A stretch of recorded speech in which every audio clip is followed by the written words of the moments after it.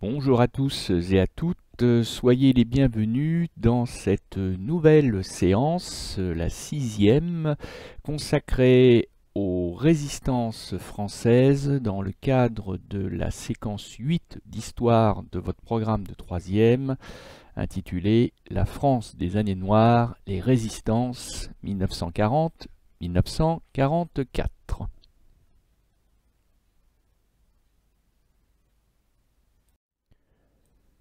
Lors des deux séances précédentes, si vous avez bien suivi le déroulement des séances, vous avez étudié avec moi la résistance extérieure, celle qu'on a parfois appelée la France libre, qu'il faudrait appeler, je vous le rappelle, à partir de 1943, la France combattante, incarnée notamment par la deuxième division blindée du général Leclerc, cette France libre du général de Gaulle, qui combattait depuis l'extérieur de la France. Aujourd'hui, nous allons centrer notre étude sur la résistance intérieure et plus exactement, nous allons nous interroger sur pourquoi et avec qui résister de l'intérieur. Grand F, donc, pourquoi et avec qui résister de l'intérieur, 1940-1944. Pourquoi et avec qui résister de l'intérieur d'un pays vaincu et occupé par l'ennemi, parce qu'il ne faut pas perdre le contexte, cette idée que la France est vaincue et occupée par les Allemands depuis juin 1940.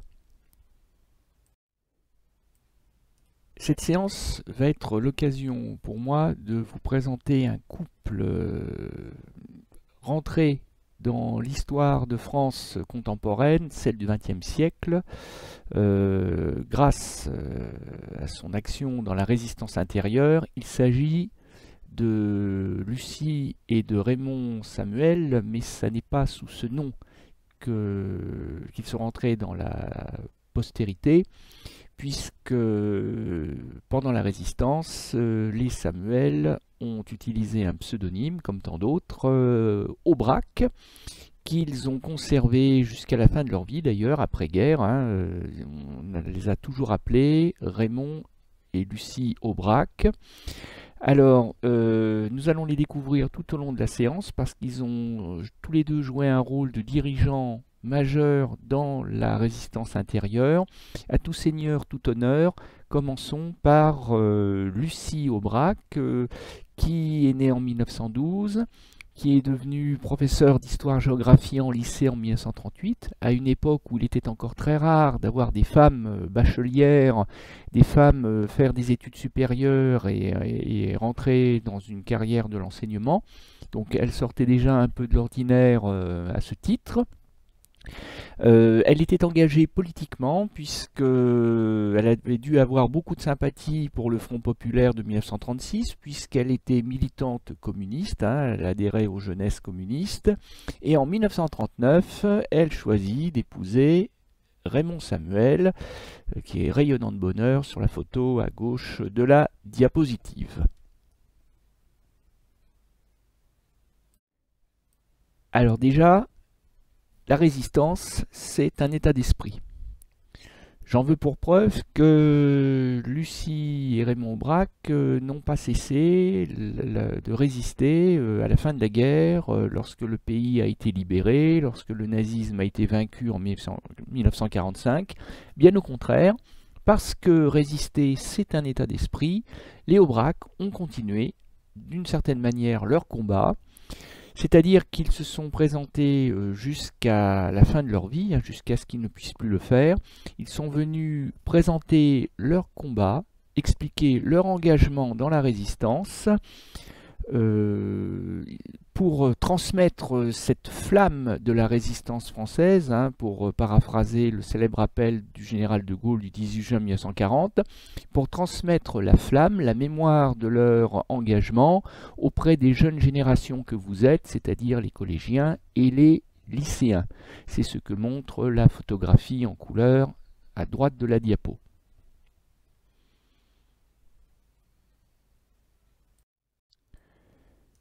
Voici comment Lucie Aubrac expliquait son engagement dans la résistance auprès des collégiens et des lycéens. Mai 1940, la défaite, l'invasion nazie, mon jeune époux prisonnier de guerre, il finira par s'évader et revenir en France assez rapidement, mais bon, il a été capturé comme plus d'1 million de Français de l'époque. Le discours de Pétain le 17 juin 1940, vous savez, le célèbre appel où le maréchal annonçait que la guerre était perdue et qu'il allait négocier un armistice dans l'honneur, soi-disant, avec Hitler. Et au passage, il annonçait qu'il faisait le don à la France de sa personne pour atténuer son malheur. C'est ce fameux discours que Lucie Aubrac n'a pas accepté, clairement, qu'elle a rejeté. L'appel du général de Gaulle depuis Londres le 18 juin, c'est-à-dire le lendemain, cet appel-là a dû lui faire sans doute davantage plaisir, puisque, je vous le rappelle, le général de Gaulle prenait l'exact contre-pied de l'appel du maréchal de la veille. Non, la guerre n'était pas perdue. Oui, la guerre serait gagnée un jour grâce aux Alliés, et il fallait continuer à se battre, coûte que coûte, partout et par tous les moyens. Pour moi, la guerre n'est pas finie. C'est ma guerre à moi qui commence. Ah, ça c'est intéressant. Elle sort vraiment de l'ordinaire, cette Lucie Aubrac, parce que d'abord, elle fait partie des rares Françaises de l'époque qui, à mon avis, ont écouté en direct l'appel du général de Gaulle à la radio. Mais en plus, elle qui n'est qu'une femme, si je puis dire, et qui, à l'époque, n'est que l'épouse d'un citoyen. Mais elle n'est pas un citoyen. Je vous rappelle qu'en 1940, les femmes n'ont pas le droit de vote. Elles ne sont pas réellement des citoyennes. Donc, on leur demande surtout pas de faire la guerre. Oui, si, éventuellement, comme munitionnette, comme infirmière, à l'arrière, d'accord. Mais on ne leur demande pas de porter l'uniforme et de se battre en première ligne contre l'ennemi. Puisque ça, c'est le rôle réservé aux hommes. Et bien, pourtant, elle se mobilise d'elle-même, sans demander l'avis des hommes. C'est ma guerre à moi qui commence. Ça, c'est quand même assez révélateur d'un état d'esprit hors norme. Et c'est ce qui va expliquer d'ailleurs au passage que quelques années plus tard, il deviendra impossible aux hommes de ne plus accorder le droit de vote aux femmes. Parce que quand les femmes partagent les mêmes risques que les hommes et se battent parfois à la place des hommes, bah, c'est difficile de ne pas leur accorder les mêmes droits qu'aux hommes. Et donc le droit de vote, notamment. Aider de grands élèves à rejoindre Londres, et donc le général de Gaulle. Je rappelle que les lycéens à l'époque, ils ont à peu près 18 ans et qu'ils sont encore considérés comme des mineurs. Puisque la majorité est fixée à 21 ans. Et bien entendu, en cette époque de guerre, il ne suffit pas de monter dans un navire, dans un bateau, ou de monter dans un avion pour rejoindre Londres, puisqu'il n'est plus possible légalement de voyager entre la France et le Royaume-Uni. Donc il va falloir que l'on s'arrange pour faire passer les volontaires, les candidats, par le Portugal, par l'Espagne. Ça va être compliqué. Aider mon mari à s'évader. Démarrer une opposition à Vichy et à l'occupation allemande. Donc en fait, ce qu'il faut bien comprendre, c'est que résister, c'est d'abord refuser. Et oui, résister, c'est d'abord dire non. Dire non, et même un peu trivialement dire merde, carrément, puisque beaucoup de résistants l'écriront ainsi sur les murs. C'est arrivé notamment à Moulins, Moulins-sur-Allier, où on a trouvé des inscriptions injurieuses à l'égard d'Hitler, à l'égard de Pétain. C'est dire non, aux flûte, à Hitler, à la défaite, à l'occupation, et puis tout ce qui va aller avec, le pillage de la France, la ligne de démarcation, les déportations de juifs, etc. C'est aussi dire non à Pétain, au régime de Vichy, qui a détruit la démocratie, la République, et qui veut mettre en place un régime réactionnaire, anti-front populaire. Je vous renvoie à la séquence précédente. c'est dire non aussi et surtout à cette honte absolue qu'est la collaboration. Donc c'est d'abord dire non.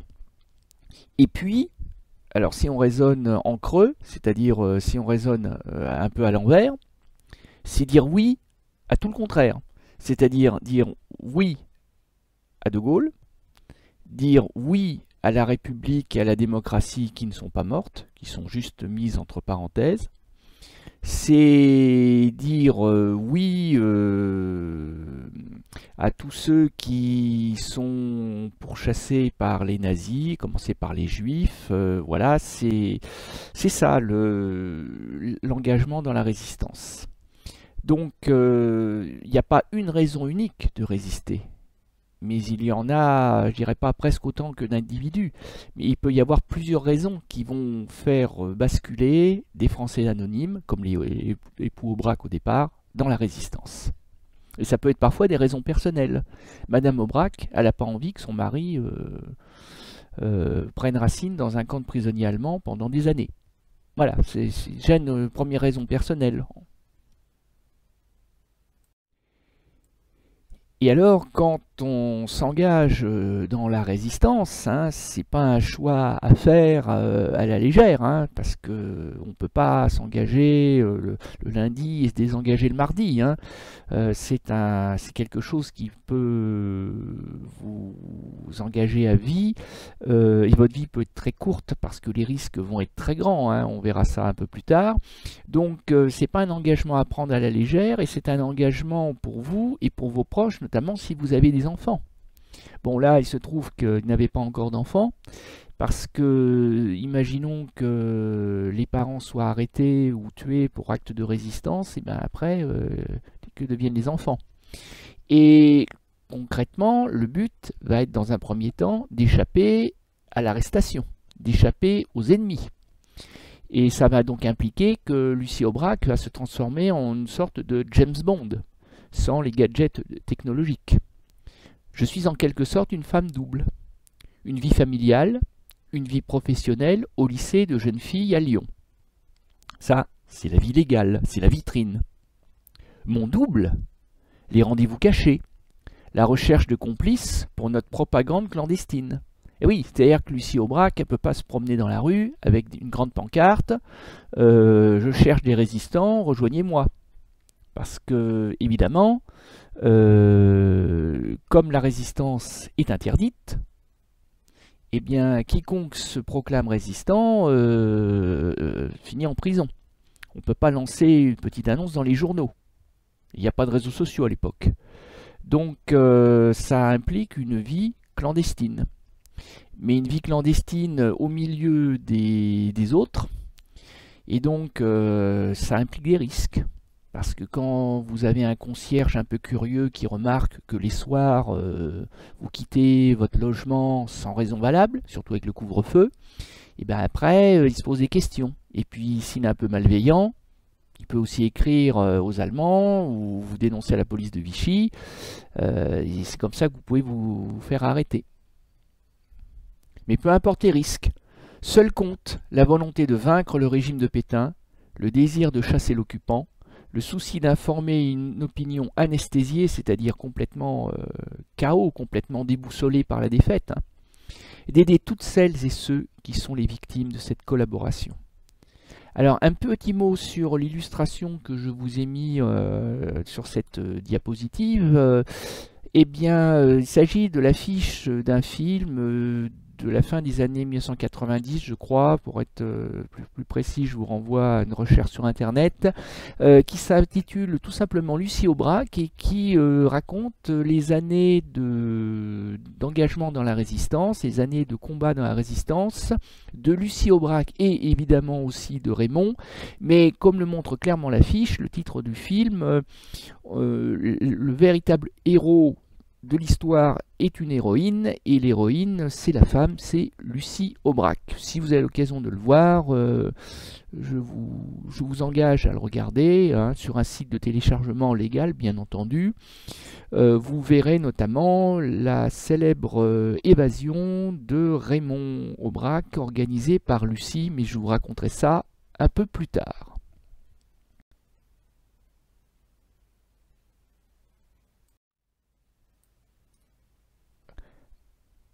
Alors en fait, ce qu'il faut bien comprendre, c'est que résister étant un état d'esprit, il n'y a pas besoin forcément d'être très très organisé pour résister. Et le fait est que les premiers actes de résistance sont des actes de résistance spontanés. Et l'un des plus beaux, enfin qui me touche moi personnellement et que j'ai envie de partager avec vous, parce qu'en plus il concerne les jeunes, hein, il concerne même pas encore tout à fait des adultes à l'époque, puisqu'il s'agit de lycéens, et je vous le rappelle encore une fois, à 18 ans, on n'est pas encore un adulte à l'époque. Eh bien, quand on dit toujours que les jeunes n'ont pas le sens du civisme, le sens des valeurs, eh bien là, c'est un magnifique démenti qui nous est proposé ce 11 novembre 1940, lorsque des centaines de lycéens se rassemblent sous l'Arc de Triomphe, alors que c'est interdit. Nous sommes en territoire occupé depuis le 14 juin par les Allemands, mais les Allemands ne s'attendent pas à une manifestation patriotique, puisqu'elle est interdite, et donc en fait les Allemands n'ont pas fait garder le monument. Donc l'avenue des Champs-Élysées est déserte, et les lycéens qui se sont organisés quand même un peu à l'avance, qui ont fait passer des tracts, qui se sont organisés d'un lycée à un autre, eh bien les lycéens revêtent leur belle tenue du dimanche, sortent les drapeaux tricolores qui sont cachés depuis l'invasion et qui sont interdits par les Allemands, et ils vont déposer une magnifique gerbe de fleurs sous l'Arc de Triomphe, sur la tombe du soldat inconnu, dont ils rallument d'ailleurs au passage la flamme. Et ils tiennent absolument à célébrer ce 11 novembre parce que, je vous le rappelle quand même, accessoirement, c'est le jour de la défaite de l'Allemagne en 1918. Et donc il y a une symbolique très forte, il y a une double symbolique. Montrer son amour de la France, hein. La France est peut-être vaincue, elle est peut-être occupée, mais la France n'a pas dit son dernier mot. La France existe toujours, au moins dans le cœur des Français. Et puis rappeler la défaite de l'Allemagne, celle de 1918, qui annonce peut-être la future défaite d'Hitler plus tard. Et donc cette manifestation, on est bien d'accord, c'est pas ça qui risquait de faire perdre la guerre à l'Allemagne, mais elle montre aux Allemands que les Français sont peut-être vaincus, peut-être, mais ils vont quand même, pour certains d'entre eux, y compris les jeunes, les plus jeunes, ils vont continuer à résister. C'est beau.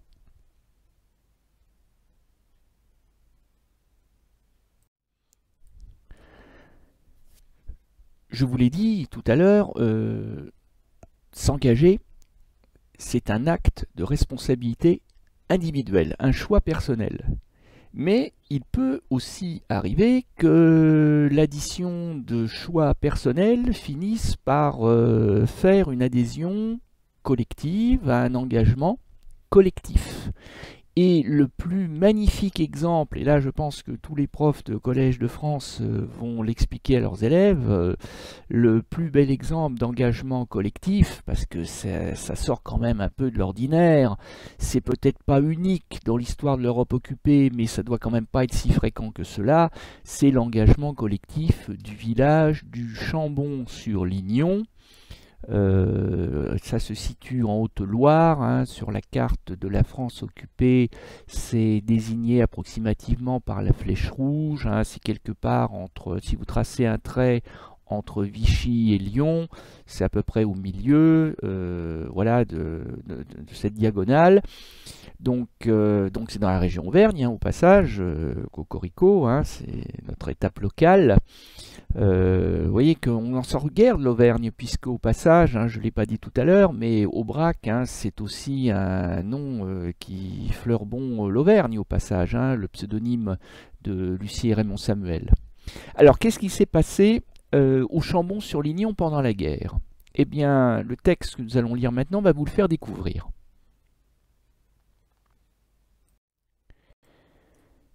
Les enfants juifs sauvés pendant la Seconde Guerre mondiale sont venus.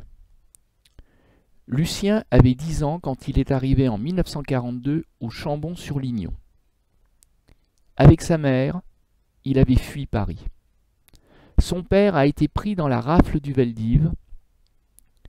vous rappelez, hein, cette rafle de juillet 1942, des 16 et 17 juillet 1942, qui a vu la police et la gendarmerie française se mettre au service de l'occupant sur ordre du régime de Vichy pour faciliter l'arrestation des Juifs de Paris. Dans cette maison pour enfants, du Chambon-sur-Lignon, il a été caché par des adultes, dont les parents de Ruth, 5 ans. Pour eux, nous étions des êtres normaux. Dans certains coins de France, être juif, c'était pas normal. Et oui, il y a de nombreux Français, malheureusement, qui partageaient l'antisémitisme des nazis et qui considéraient que les juifs étaient au mieux des malfaisants, au pire des animaux. Ici, pas de différence. Pour eux, c'était normal. Alors qu'ils risquaient tout à fait leur vie, et la nôtre, mais surtout la leur. Et oui, cacher des juifs pendant l'occupation, ça peut vous conduire dans un camp de déportation. Au titre du classement Nacht und Nebel, nuit et brouillard, c'est-à-dire qu'en fait, c'est une condamnation à mort. Et ça, tout le monde le sait. Et pourtant, certains ont pris le risque, par famille entière. On disait toujours, ce sont des enfants bousculés par la vie, il faut les aider et les aimer. Si quelqu'un avait dénoncé, c'était fini. Tout le monde savait.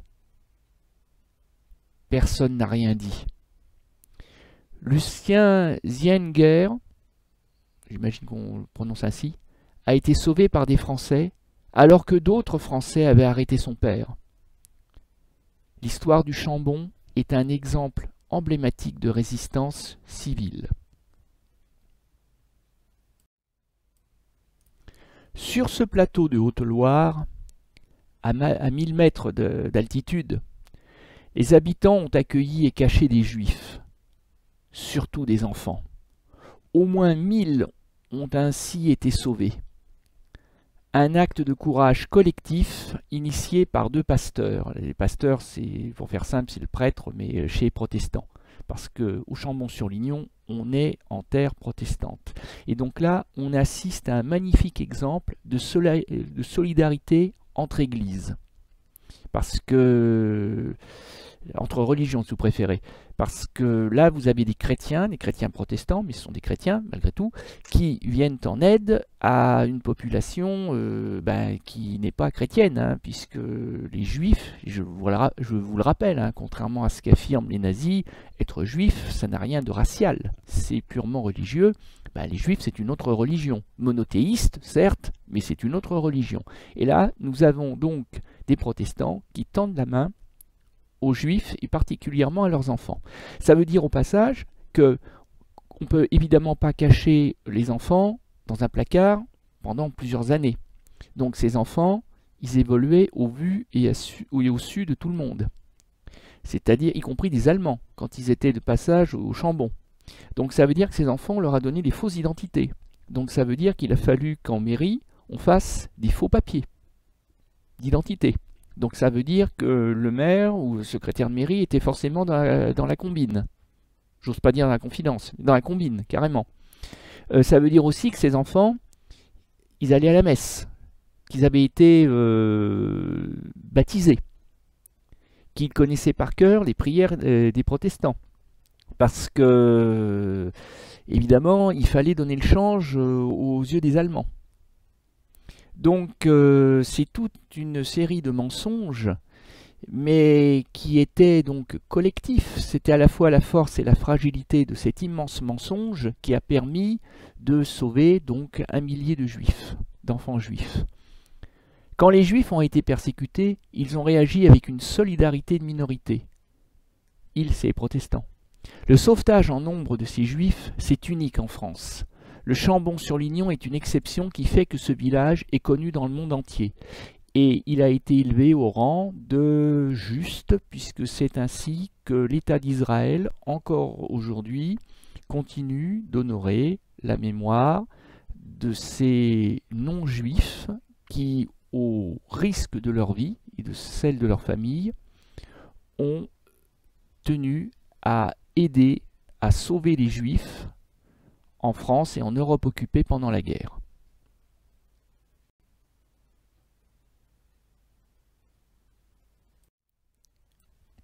Nous avons parlé précédemment des époux Aubrac, nous avons ensuite parlé de cette foule d'anonymes des lycéens de France ou des habitants tous plus anonymes les uns que les autres du Chambon-sur-Lignon.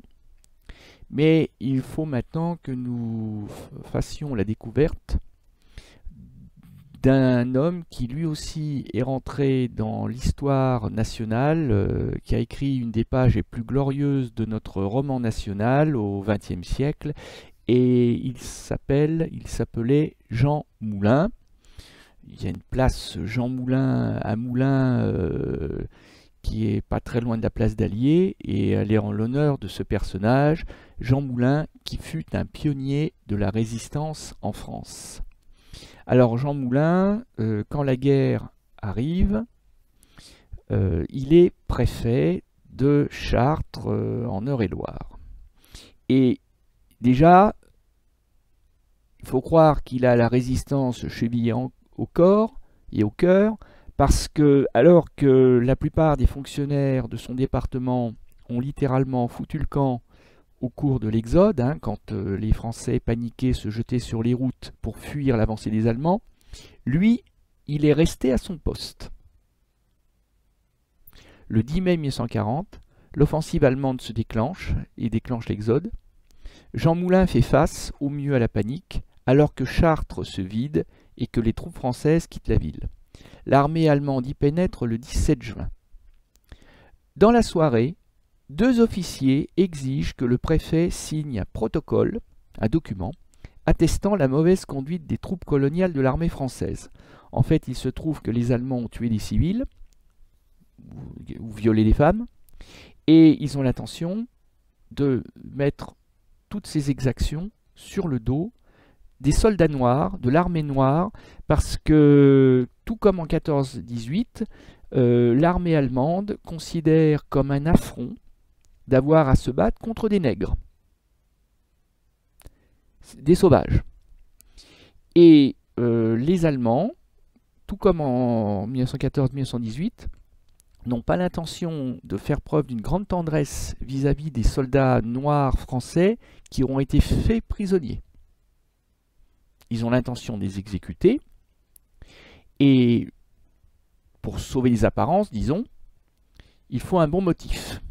Et Jean Moulin a bien compris où veulent en venir les Allemands, et il ne leur fera pas le cadeau de signer le document. Jean Moulin refuse, les Allemands le prennent mal, tout préfet qu'il est, il est bousculé, jeté à terre, frappé sauvagement, donc passé à tabac, mais Jean Moulin refuse de céder. Et donc on est le 17 juin, le jour même où le maréchal Pétain appelle finalement à la défaite, et la veille de l'appel du général de Gaulle. Jean Moulin a un temps d'avance sur de Gaulle. Donc craignant de ne pouvoir résister à ses bourreaux, Jean Moulin profite d'un moment d'inattention des Allemands pour se taillader la gorge avec un tesson de bouteille. Et il va être sauvé in extremis, mais il a refusé de signer le document. Bon, ça n'a pas empêché les Allemands de liquider leurs prisonniers, mais néanmoins, Jean Moulin n'a pas cédé. Et en fait, pour le récompenser, entre guillemets, de son acte de bravoure, le maréchal Pétain va limoger le préfet, il va le renvoyer, parce que, bah oui, quand on s'apprête à collaborer avec Hitler, on ne peut évidemment pas maintenir à son poste un représentant de l'État, puisque c'est le cas du préfet, qui a osé dire non et a osé résister aux Allemands. Donc du coup, Jean Moulin redevient un homme libre, ce qu'il a toujours été d'ailleurs, mais du coup, il n'a plus de compte à rendre à l'administration de Vichy, puisqu'il n'en fait plus partie. Donc Jean Moulin, qui refuse de rester dans cette France soit occupée, soit cette France de collabo de la zone sud, va chercher à rejoindre De Gaulle. Et ça va pas être facile, mais il va y parvenir. Il arrive en Angleterre le 20 octobre 1941, hein, donc ça fait quand même plus d'un an après l'appel du général De Gaulle. Il va rencontrer le général, et chacun va faire une forte impression sur l'autre. Et De Gaulle, qui est à la recherche d'un homme de confiance qui pourrait servir de courroie de transmission entre Londres et la France occupée, va comprendre qu'il a enfin sous les yeux l'homme qu'il lui faut. Et c'est un peu l'ironie de l'histoire. Jean Moulin, qui a mis plus d'un an pour quitter la France, va y être renvoyé, mais cette fois-ci plus rapidement. Il va retourner en France, occupé, mais avec mission d'organiser la résistance et surtout de la placer sous l'autorité unique du général de Gaulle. Parachuté en zone sud, le 31 décembre 1941, Jean Moulin est chargé par de Gaulle d'une mission délicate mais capitale, réaliser l'unité d'action de tous les éléments qui résistent à l'ennemi et à ses collaborateurs en zone sud, donc la zone occupée, la zone non occupée, pardon, comme en zone nord.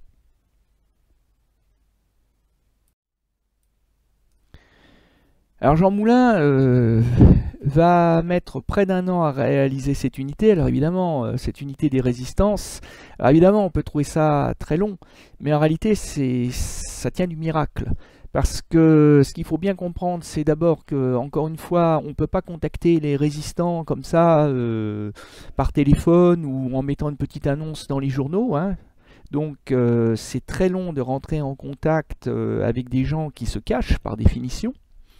Et puis ensuite, il ne faut pas croire, hein, mais tous les résistants n'aiment pas De Gaulle.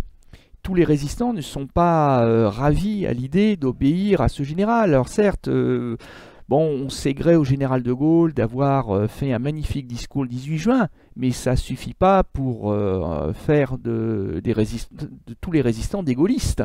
Notamment les communistes se rappellent que de Gaulle, c'est un militaire qu'on positionnait plutôt à l'extrême droite avant-guerre, et pour les communistes, hein, De Gaulle, c'est à peine mieux que Pétain, à vrai dire, hein. Donc Jean Moulin va négocier, va arriver à convaincre les principaux dirigeants de se rallier à De Gaulle, et ça, encore une fois, ça tient du miracle. Et le 27 mai 1943, se tient une réunion clandestine à Paris de ce qu'on appellera le Conseil national de la résistance, le CNR, qui est une sorte de parlement de la clandestin, bien sûr, de la résistance française. Jean Moulin se sait menacé, les arrestations se multiplient autour de lui, parce qu'il est quand même l'homme le plus recherché de France, hein, parce que les Allemands savent que De Gaulle a envoyé Jean Moulin en France pour organiser la résistance contre eux. La police de Vichy est aussi sur le coup pour l'arrêter, donc c'est qu'une question de temps. Jean Moulin change de nom, de domicile, parfois il se cache, plus souvent. Ses proches collaborateurs sont pris, mais celui-ci estime sa tâche trop importante pour cesser ses activités. C'est-à-dire qu'au lieu de demander à être exfiltré et à retourner à Londres où il aurait été en sécurité, non, il accepte d'avance le sacrifice. Et ce qui devait arriver arriva malheureusement, hein, le 21 juin 1943, trahi sans aucun doute. Il est arrêté par la Gestapo à Caluire, en même temps d'ailleurs qu'un certain Raymond Aubrac. J'y reviendrai lors de la prochaine séance. Et oui, le mari de Lucie. Horriblement torturé, l'ennemi ne peut tirer de lui aucune indication. Jean Moulin se tait, Jean Moulin ne livre aucun nom, ce qui lui permet d'ailleurs au passage de sauver la vie de nombreux résistants. Et c'est une sorte de remake finalement de la soirée du 17 juin 1940. Il est torturé par les Allemands, il ne cède pas. En juin 1940, il s'était taillé la gorge avec un morceau de verre. Là, Jean Moulin va profiter d'un moment d'inattention des Allemands, parce qu'il fait semblant d'être évanoui. Il arrive à se traîner, lui qui est brisé d'à peu près partout, il arrive à se traîner jusqu'à une fenêtre du 2e ou du 3e étage. Il se jette, il se défenestre, la tête la première, il se suicide. Jean Moulin est mort sans avoir parlé. Et il a ainsi sauvé la vie de nombreux résistants et il a permis au réseau de la résistance d'éviter d'être démantelé. Le 8 juillet 1943, au cours de son transfert en Allemagne, Jean Moulin est déjà dans le coma, en fait, il meurt des suites de ses souffrances. C'est ce qui explique pourquoi, bien des années après la guerre, en 1964, le général de Gaulle va faire rentrer le corps, les cendres de Jean Moulin au Panthéon des grands hommes de la République, au cours d'une cérémonie très fastueuse, dont vous avez une photo sous les yeux, et le ministre de la Culture de l'époque, qui prononcera un célèbre discours, entre ici, Jean Moulin, eh bien il s'appelait André Malraux, c'est un très grand écrivain, l'auteur de La Condition humaine, et qui accessoirement, avant la guerre, en 1936-1939, avait fait partie des brigades internationales, c'est-à-dire ces volontaires qui étaient allés se battre contre le nationaliste Franco et ses petits copains Hitler et Mussolini.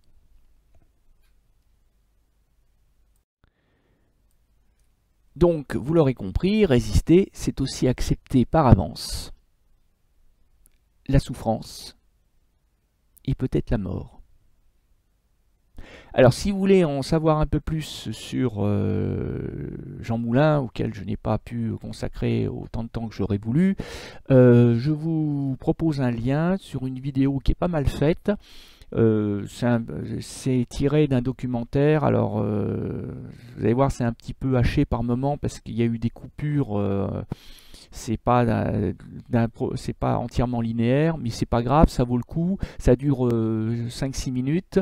C'est sur YouTube, donc vous n'avez qu'à copier le lien et vous pourrez aller compléter, approfondir ce que nous venons de voir ensemble.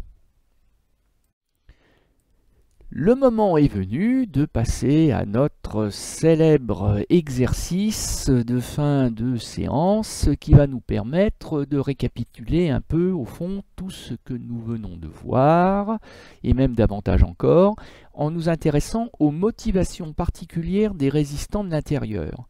C'est-à-dire qu'en fait vous avez une sorte de tableau à 3 colonnes où je vous ai recensé les résistants. Qui a résisté ? Alors il y a les gaullistes, il y a même des militaires, il y a des enfants, et oui, il y a des jeunes, il y a les églises de France, etc. Ça c'est la première colonne. Ensuite, à partir de quand? Parce que tout le monde ne s'est pas mis non plus à résister dès le début. C'est même fou d'ailleurs le nombre de gens qui se sont mis à résister quand la victoire était en vue et qu'il n'y avait plus de risque à courir. C'est ceux qu'on a appelés les résistants de la 11e heure ou de la 12e heure. Bon. Mais certains ont résisté très tôt, dès le début. Commencé par Jean Moulin. Et puis d'autres ont résisté plus tard et pour des raisons différentes. Et les raisons différentes, eh bien, c'est la 3e colonne. Donc vous l'aurez compris, le but du jeu, comme d'habitude, c'est de remettre chacune des couleurs dans les 2 autres colonnes à sa place, et pour la colonne du milieu, la colonne chronologique, dès le début de l'occupation, il y a 4 couleurs à mettre, dans l'ordre que vous voulez. Mettez-moi sur pause pour faire l'exercice. Bonne réflexion, bon courage. Alors voilà le corrigé officiel, donc les gaullistes, par définition, eux, ils résistent dès le 18 juin 1940, dès l'appel du général de Gaulle depuis Londres. Les réfugiés politiques, notamment les républicains espagnols qui avaient été chassés d'Espagne par Franco, par la victoire de Franco en 1939, eh ben, eux, ils résistent dès le début parce que de toute façon, les Allemands, ils ne peuvent pas les sentir. Donc, eux, ils continuent le combat qu'ils avaient déjà commencé en Espagne, ils le continuent en France. C'est logique. Les Juifs, alors les Juifs, certains vont résister dès le début, hein, parce qu'on peut être juif et gaulliste par exemple, ça n'empêche pas, mais ils vont se mettre particulièrement à résister en 1941 et après la rafle du Veldiv, parce que là leur vie est en danger et que se cacher, échapper à l'arrestation, à la déportation, aux rafles, c'est déjà résister. Les communistes, alors des communistes entrent en résistance dès 1940, dès les premiers jours. Mais il est clair que le Parti communiste va officiellement ancrer le parti qui est clandestin, qui est illégal, hein, mais qui existe, va ancrer le parti dans la résistance au soir du 22 juin 1941, quand Hitler attaque par surprise l'URSS. En déclarant la guerre à l'URSS, les nazis ont déclaré la guerre aux communistes français, d'une certaine manière. Les démocrates, les syndicalistes, tous les amoureux de la démocratie, ben, dès le début, ils ne supportent pas ni l'occupation allemande, ni le régime de Vichy, parce que Vichy met en place une dictature, donc ça ne peut pas convenir à des démocrates. Alors, les militaires de l'armée d'armistice, les 100 000 hommes de la zone sud, eh bien, il y en a un certain nombre qui sont entrés en résistance, et particulièrement au soir du 11 novembre 1942, parce que, bah oui, ils n'ont pas pu s'opposer à l'invasion de la zone sud, mais ils n'acceptent pas cette invasion de la zone sud. Et donc certains ont rejoint la résistance armée, les maquisards, on verra ça la prochaine fois. Il n'y a pas besoin d'être un adulte pour résister, hein. Des enfants et des femmes ont résisté parfois dès le début de l'occupation, par solidarité familiale, parce que le papa, le mari était lui-même résistant et ils ont partagé les mêmes risques, parce qu'un enfant ou une femme, ça se déporte et ça se fusille aussi bien qu'un homme. Les jeunes, hein, les adolescents, puis les jeunes adultes, hein, en particulier ceux qui, à partir de février 1943, étaient concernés par le STO et qui refusaient d'aller fabriquer des armes en Allemagne pour l'ennemi. Et qui sont devenus des réfractaires au STO. Ça aussi, c'est un acte de résistance. Et pour finir, les églises de France, hein, pensez au Chambon-sur-Lignon, dès le début, hein, par devoir de charité chrétienne, hein, et de solidarité spirituelle, pensez aux juifs, aux enfants juifs sauvés au Chambon-sur-Lignon. Alors, si nous devons associer des dates de nos dates clés de la séquence à la séance d'aujourd'hui, il y en a deux à retenir, hein. Une que j'ai évoquée à plusieurs reprises sans revenir en détail dessus, c'est l'appel du 18 juin 1940. Hein. Général de Gaulle ne s'adressait pas qu'aux résistants de l'extérieur, il s'adressait aussi aux résistants de l'intérieur. Donc l'appel du 18 juin du général de Gaulle depuis Londres, le 18 juin 40. Et puis mai 1943, la création par Jean Moulin du Conseil national de la résistance, le CNR, qui est soumis à l'autorité du général de Gaulle. Voilà, j'ai été long, je pense, j'espère pas trop long, parce que j'avais beaucoup de choses à vous dire, beaucoup de gens très respectables à vous présenter, hein, ça change des Hitler ou des Pétain, hein, Aubrac ou Jean Moulin valent la peine qu'on s'intéresse à eux. Donc vous allez pouvoir maintenant découvrir la leçon de la séance dans laquelle vous retrouverez, je l'espère, à peu près tout ce que nous venons de voir aujourd'hui.